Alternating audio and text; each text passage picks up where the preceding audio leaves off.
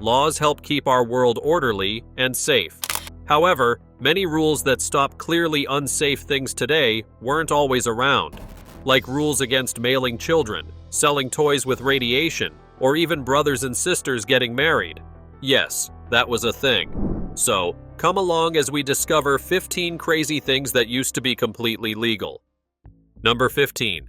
Mailing babies. The U.S. Postal Service introduced a new parcel service for its users, and while it was one of the best things to happen to the people, it also meant some crazy things were about to go down. They allowed people to send parcels weighing over 4 pounds through the service, and people decided to test its limits.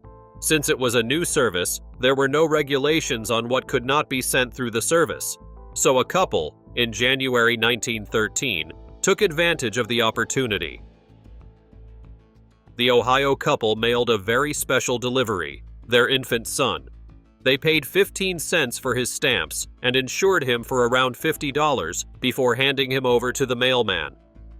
Fortunately, they were not paying to get rid of their son. They just wanted him to go on a little trip to see his grandma, who was living a mile away. Was there any rule to not mail children through the postal service at the time? Actually, no. The only issue seemed to be that it was morally wrong. But morality, at the end of the day, depends on the people involved. But the couple from Ohio were not the last family to mail their children through the postal service. From 1913 to 1915, there were around 7 instances of other families mailing children.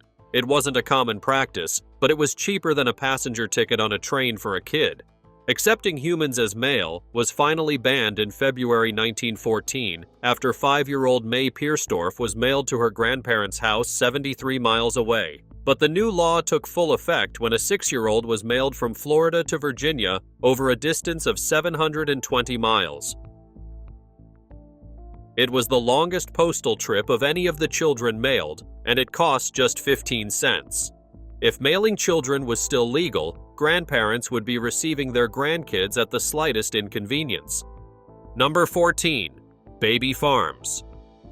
You have probably heard of baby farms in the modern context, which are places that trafficked women and forced them to breed for adoption.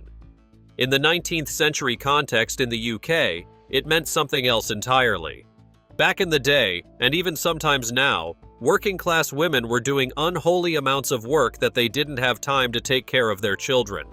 Access to birth control was not easy or even possible, so their only option was to give their babies to daycare. But not regular daycare centers. These daycares didn't just look after the kids for 8 hours each day. The kids stayed there from when they were infants until they got older. You could say it was an orphanage, but for kids whose parents would come back for them. The cost of the baby farm was £30 monthly, which was equivalent to $3,800 in today's currency. In modern society, if anybody paid that much for a daycare, they would expect their kids to be looked after with utmost care and attention. But that was quite the contrary of what was going on in the baby farms. Because many women needed to make money to look after their families, it was a profitable business model. So the people running these places would take on more children than they could handle, which led to poor living situations for the children in their custody. The parents that hoped for their children to get a good life ended up losing many of them in their infancy to these baby farms. Something had to change. So the British government introduced the Infant Protection Act of 1872, which required child carers to register first and also undergo training. The law was further modified in 1897 to allow law enforcement officers to raid anywhere they suspected was still running baby farms and move the children there to a safer place. Number 13. Dangerous toy. It seems like back in the day, people were out for children, because mailing children and running baby farms are not everything that were normalized involving kids. One of the most mind-boggling legal things is this atomic energy lab. Parents these days take extra measures to make sure their kids are safe. Some even go as far as homeschooling just to make sure their kids don't interact with anyone or anybody potentially dangerous. But parents from back in the day seem to be doing everything to put their kids in harm's way. Because an average gift given to kids in the early 1950s was the atomic energy lab toy that allowed kids to perform experiments with real radioactive materials. The kit contained a cloud chamber that allowed children to watch alpha particles in motion. Although the creator, Alfred Carlton Gilbert, claimed the kit didn't contain any dangerous materials, he gave one warning to the children who played with it. Don't break the seal on the 3 sample jars. The set sold for $49.50 at the time, which is equivalent to $640 in modern times. The toy did not sell more than 5,000 kits, and while some cited safety issues as the reason for the low sales, others claimed that it was because of its high price. It was a distasteful toy because who would want possible radioactive exposure for their children? The fact that the toy passed to reach shelves says a lot about the quality of child protection in the 1950s. It's a good thing toy makers are making better decisions now. Number 12. Smoking everywhere. If you were to be out at a restaurant now and saw somebody smoking, you would report to the staff. In some cases, you may even walk up to the culprit and pick an issue with them. But the culprit may tell you that smoking is their right. You would be right to force the person to stop, even if they may protest, but not in the 20th century. Back in the early 90s, it was completely normal to see people smoking in public spaces. And we are not talking about smoking in open-air spaces. Some of the places people could smoke were in the elevator, at restaurants and cinemas. People could smoke in hospitals, even pediatrician offices. This was the norm, because it was enabled back in the day. When smoking everywhere used to be legal, ashtrays were provided in every establishment. There were ashtrays in McDonald's, car repair shops, and airplane seats armrests. Cars came with them inbuilt, while luxury cars even offered ashtrays with lighters. With this constant provision for smokers, it makes us wonder what people's lungs looked like back then. Anyway, the same constant provision for smokers led to public health concerns. Secondhand smoking was proving to be more dangerous than actual smoking, which meant something had to change. In 1964, a Surgeon General's report on the negative effects of tobacco revealed how addictive it was and what it was doing to people's health. By 1970, some government spaces started to put up signs prohibiting public smoking. Then a law was passed that banned the advertisement of cigarettes on radio stations. Arizona was the first state to have some smoke-free public spaces, paving the way for other states to follow. Number 11. Texting and driving. Even if you were a golden child, you definitely got the talk that dissuaded you from texting and driving from an adult. But there was a time in human history when it was okay to text and drive. Well, there was no law supporting it, but there was also none against it. So if back in the day, a driver were to hit you with their car while texting, calling the police to intervene would have been a waste of time. What was worse was that, if the driver was richer than you, then you may be blamed for not being more careful while crossing the street. As more people started to use cell phones, more research on the dangers of distracted driving started to be conducted. When driving a light vehicle like a car, dialing on the phone could make you 2.8 times more likely to get in a crash. While for driving a heavier vehicle like a truck, dialing could make you 5.9 times more likely to get involved in a crash. Texting increased that chance by 23.2 more times. With these high numbers, it was only smart to stop that from happening. The one thing humans fear is punishment. And for drivers, they hate getting tickets and paying fines. So now whenever a person is caught texting and driving, they are stopped and written up. But it gets worse when the driver causes an accident that leads to an injury or death. They will face jail time of up to 5 years to 10 years, making you wonder if responding to that text is important. Number 10. Open immigration. Now that there is a lot of anger around immigration in the United States, it may be the perfect time to let you know that open immigration was legal. There was a time when people could decide to move to the US and they wouldn't have to go through multiple rounds of interviews. So how did it work, and why did it stop being legal? We all know America's history and how the natives were colonized before the country started existing. After the land was declared and turned into the country it is today, it was time to grow the economy. There was no way they could do it on their own, so America opened its borders. People from all parts of the world could come and set up businesses, pay taxes while working, and many more. It is the major reason why America is filled with different cultures. Anyway, the US government started to have an issue because they were seeing people from other nationalities succeed way more than their people. But that is what should be expected of immigrants, because nobody would leave their home to laze around in another man's land. The politicians didn't like that and started to cite long-term issues arising. So in order to curb the problem, America banned open immigration. Although US citizenship was only restricted to white people, they introduced a new law, the Immigration Act of 1924. The new law offered a limited number of visas to each nation. So if you wanted to migrate from a country that was allowed only 10 visas, once all those spots were filled up, there would be no hope for you. The world would have been overflowing with cultural integration if open immigration was still legal. Number 9. Underage marriage. We are back to strange things that were legal to do to children again. This time, it's underage marriage.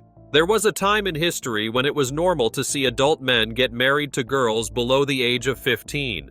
And although the world has progressed, there are still many states that support child marriage in US, the Middle East, and Africa. At some point in time, there were so many older men marrying minors.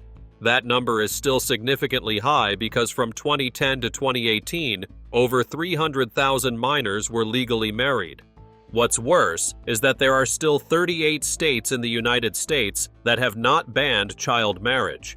In places like Nigeria, northern girls get married when they are as young at the age of as 6, and by the time they are of childbearing age, which could be 12, they start having children.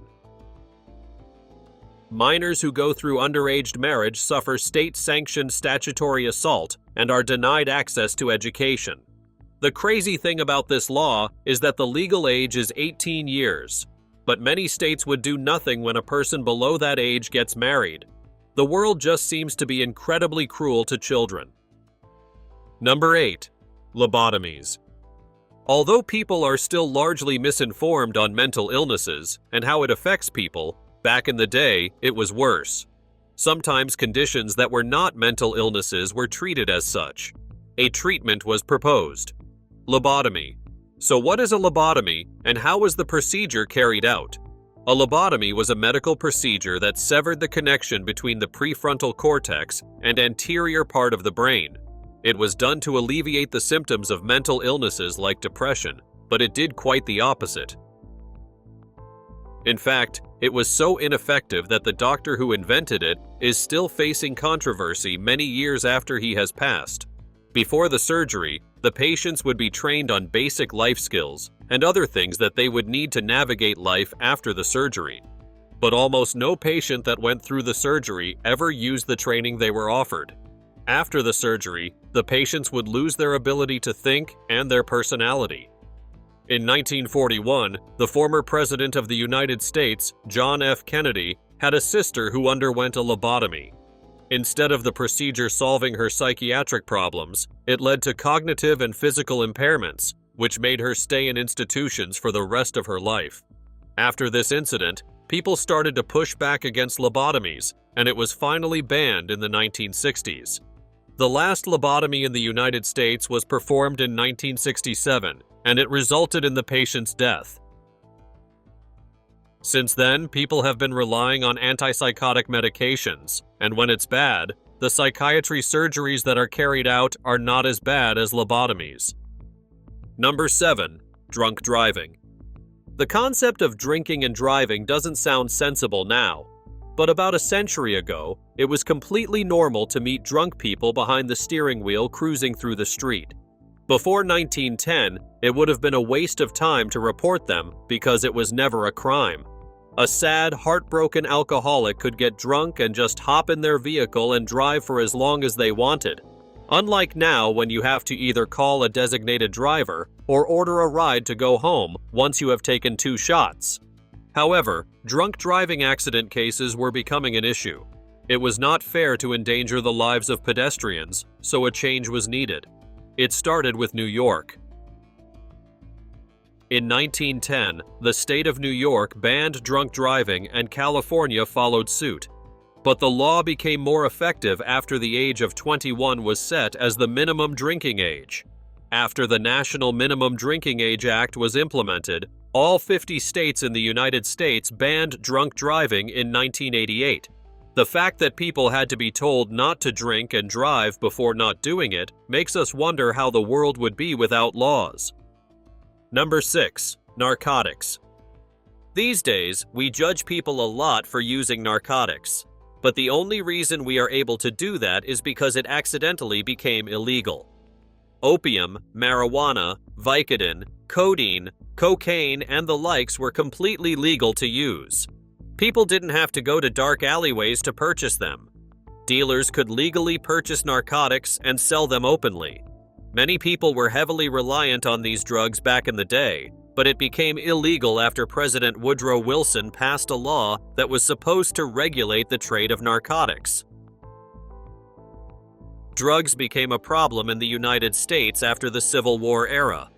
U.S. citizens were looking for the rush that came with the war, but also any semblance of stability.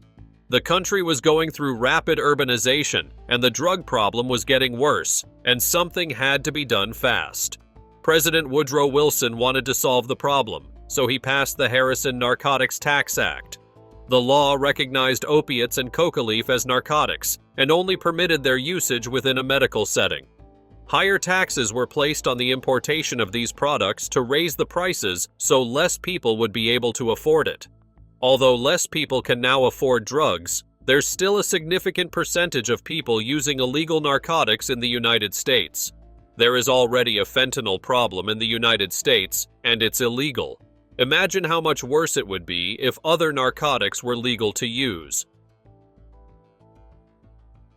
Number 5. Radithor. When you think you have heard the strangest outlawed thing, something else like Radithor comes along. Radithor was a patented medicine that contained radioactive substances and was marketed as a cure to multiple ailments. Marie Curie died after radioactive exposure, and she didn't ingest it. Now imagine what people who ingested Radithor passed through. Radithor was distilled water that contained radium-226 and 228 isotopes.